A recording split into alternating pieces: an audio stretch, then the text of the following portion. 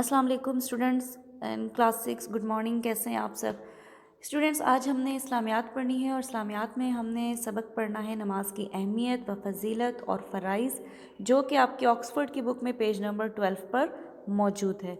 ठीक है, तो सबसे पहले नमाज क्या है? नमाज एक इबादत है। तो पहले हम इस इबादत के बारे में पढ़ लेते हैं कि इबादत का मफ़हूम भी आपको समझ आ जाए कि इबादत क्या है। ठीक है ना, इबादत के लफ्ज़ी मतलब जो है वो है बंदगी करना, पुरसतिश करना। पुरसतिश का मतलब भी होता है पूजना, किसी को इबादत करना। ठीक है, अच्छा, अब शरई इस्तिलाह में अपने शऊर और इरादे के साथ अल्लाह ताला की रज़ा और खुशनुदी हासिल करने के लिए, ठीक है, अरकान इस्लाम की अदायगी और इसके अहकामात पर चलना इबादत है।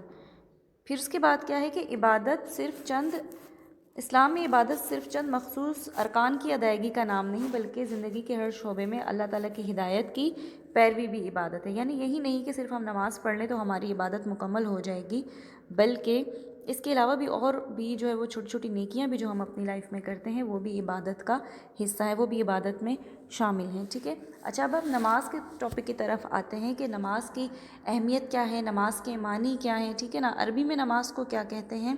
अरबी में नमाज को कहते हैं सलात। इसके लिए सलात का लफ्ज़ इस्तेमाल हुआ है और इसके मानी क्या हैं? नमाज के मानी हैं दुआ और रहमत के, सलात के मानी। ठीक है ना, और ये ऐसी इबादत है जो दिन रात में 5 मरतबा हर मुसलमान मर्द और औरत पर फ़र्ज़ है, और वो किसी हालत में ये जो है वो इबादत माफ़ नहीं है। अगर आप बैठ के नमाज नहीं पढ़ सकते तो आप खड़े होकर पढ़ें, खड़े होकर नहीं पढ़ सके तो बैठ के पढ़ें, और अगर आप चलने फिरने के काबिल नहीं हैं तो आप इशारों से नमाज़ पढ़ें। ठीक है ना, अच्छा, अब आ जाते हैं हम नमाज की जो है वो फ़जीलत की तरफ आ जाते हैं कि नमाज की फ़जीलत क्या है हम हमारे मज़हब में और या इस्लाम में। ठीक है ना, और अल्लाह ताला ने फ़रमाया है कि मैंने जिन्नों और इंसानों को सिर्फ़ अपनी इबादत के लिए पैदा किया। ठीक है, तो इससे साफ ज़ाहिर है कि नमाज की इम्पोर्टेंस जो है वो इस आयत से साफ वाज़ेह है कि नमाज किसी हालत में भी माफ़ नहीं है। ठीक है, और अल्लाह ताला ने इंसान को पैदा ही सिर्फ़ अपनी इबादत के लिए किया। अच्छा,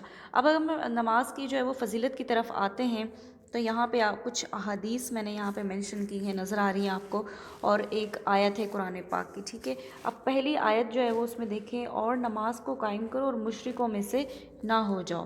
तो इसमें साफ वाज़ेह है कि मुसलमान और काफिर के दरमियान जो है वो नमाज का फ़र्क है। तो नमाज कायम करो और मुशरिकों में से ना हो जाओ। मुशरिक कहते हैं काफिर को, तो यानी कि तुम अपनी नमाज़ों का ख्याल रखो।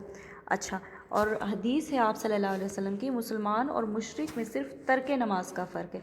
तर्क मतलब छोड़ना, और नमाज यानी नमाज को छोड़ना। तो यानी कि मुसलमान और काफिर में वाज़ेह फ़र्क क्या है? नमाज का। आप सल्लल्लाहु अलैहि वसल्लम ने फरमाया मेरी आँखों की ठंडक नमाज है। सही। हदीस नंबर 4 है नमाज दीन का सुतून है। ये सारी हदीसों की बदौलत हमें जो नमाज की इम्पोर्टेंस का पता चलता है। नमाज पढ़ने की बदौलत मोमिन के गुनाह इस तरह झड़ जाते हैं जैसे ख़िज़ां के मौसम में दरख्त के पत्ते। ठीक है, तो आपने देखा होगा कि जब ख़िज़ां होती है तो दरख्त के पत्ते कैसे झड़ रहे होते हैं, खुद ब खुद। एक ज़रा सी हवा चलती तो खुद ब खुद गिर जाते हैं। तो इस तरह मोमिन के गुनाह झड़ते हैं जब वो नमाज की पाबंदी करता है या एहतमाम करता है। ठीक है, जो शख्स नमाज की हिफाजत करेगा तो ये इसके लिए क़यामत में रोशनी और बुरहान दलील बनेगी। मीन्स के नमाज क़यामत के दिन जो है वो शख्स के लिए गवाही देगी। ठीक है, तो ये नमाज की फ़जीलत है, इम्पोर्टेंस है, और ये आपको हदीस की रोशनी में और आयत की रोशनी में मैंने बता दी।